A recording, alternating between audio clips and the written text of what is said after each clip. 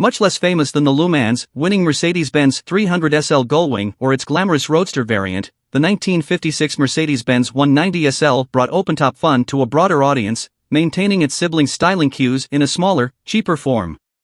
Its inline-4, derived from the 300 SL's over-square straight-six, was a revvy little thing, and the 190 SL even came in a privateer racing spec with a cut-down windshield and decontented interior.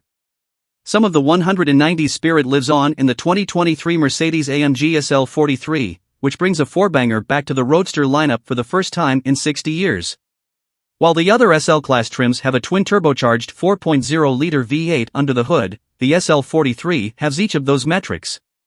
But don't worry too much, as the boosted 2.0-liter inline-4 has a tiny electric motor on the turbocharger shaft to spool it up almost instantly, yielding a respectable 375 horsepower and 354 pound-feet of torque. Hey, if a four-cylinder was good enough for the sporty 190 SL, hopefully the SL43 will follow suit. At the very least, the half-sized power plant doesn't detract from the SL Roadster's drop-dead gorgeous styling. The sneering front end does get a new, 43-specific bumper with a wider appearance and smaller corner vents, and rounded quad exhaust tips in back contrast with the V8 model's trapezoidal outlets. But the SL43 maintains its stunning silhouette, with a long hood, drooping trunk, and impossibly raked fabric roof giving it a hunkered, sporty profile. The details are good too. 300 SL chic hood bulges, broad hips, and short overhangs make the new SL Mercedes' sportiest roadster in decades. The cabin feels similarly enthusiast-oriented. The most headline-grabbing cabin feature continues to be the tilt-adjustable center screen, although the partially hooded digital instrument cluster and high center console also diverge from modern Mercedes tradition. Materials are generally very good, with gorgeous Nappa leather showing up on the seats and steering wheel, although the $750 optional dark chrome trim on my tester attracted far too many stubborn fingerprints. I've gotta say though, the tilting infotainment screen is more gimmicky than useful. When it's upright, it feels way too close to the driver and front passenger to use easily, and its placement directly in front of the cup holders renders it useless if you're hydrating on the fly. The screen also takes up too much console real estate. If I were in charge, I'd have it fixed in place nearly vertically, with the base of the screen moved forward toward the dashboard. As is, the screen is too reflective when angled down and too close to the occupants when upright. Otherwise, the electronics package is very similar to what's found in other Mercedes products. The MBUX infotainment software is easy to use after a little familiarization, and the reconfigurable instrument cluster offers plenty of information to the driver. The SL comes standard with the company's beautiful ambient lighting package, and the front two seats get heating and ventilation, adjustable backrest and hip bolsters, and a massage function, plus Mercedes' novel air scarf heating vent on the headrest. Given the ardent love I have for the CLA45 and its engine that acts as a voice double for an angry hornet's nest, I approached the SL43 with some anticipation. That first press of the start button was a disappointment, however, with a relatively muted exhaust node doing little to hide some direct injection racket under the hood.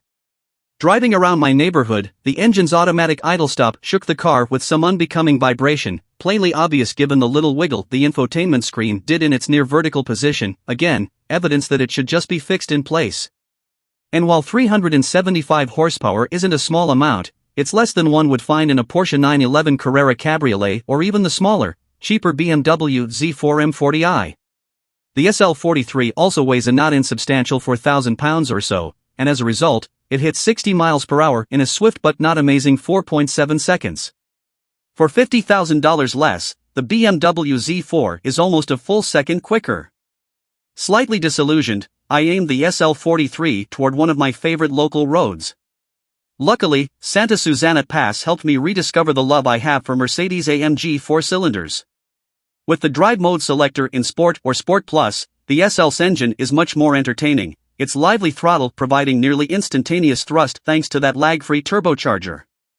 The teensy 1.6-inch motor on the compressor's shaft spools up boost before the exhaust takes over, giving the SL43 smooth, copious torque from a standstill. Mercedes calls the 9-speed gearbox a multi-clutch transmission, meaning it features a wet clutch setup instead of a torque converter.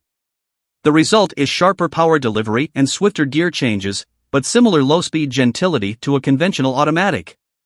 In manual mode, the car will hold gears even at redline, responding quickly and obediently to commands from the paddle shifters, evincing some exhaust crackles on overrun and blatty little toots when changing gears.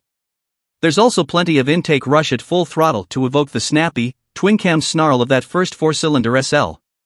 The engine noise and hard charging helps put the SL43's comparative lack of forward thrust in context. After all, 375 horses in 4.8 seconds aren't bad, all things considered. Responsive, accurate steering is unlike any modern Mercedes save perhaps the outgoing GT Coupe, and the non-adjustable suspension almost perfectly threads the triumvirate gap between body control, roll stiffness, and compliance. The car also reacts delightfully to mid-corner throttle adjustments, tucking in tight or braking slightly loose as the driver demands. Keep the stability controls fully active until you get to know the car a little.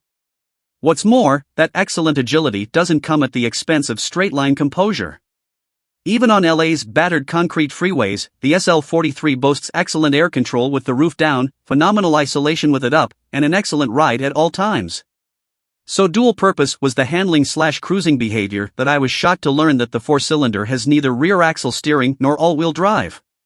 In contrast to the rear axle steer, Formatic-equipped SL55 and SL63, the SL43 is as analog as it gets for a modern Mercedes drop-top. Adding to the Roadster's appeal is a comprehensive set of standard features.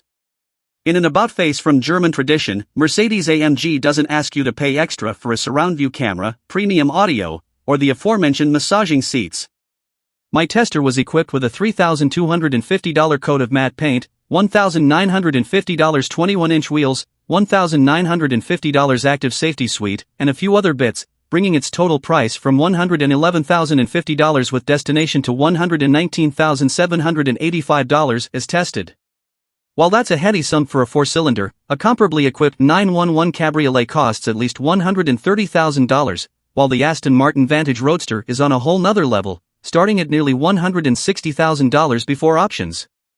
And while my first impression of the Mercedes-AMG SL43 was a bit less than positive, it quickly won me over with athletic handling, plenty of style, excellent composure, and an emotive powertrain if you're willing to wring it out a bit. Sounds a lot like that 190 SL, doesn't it? The more things change,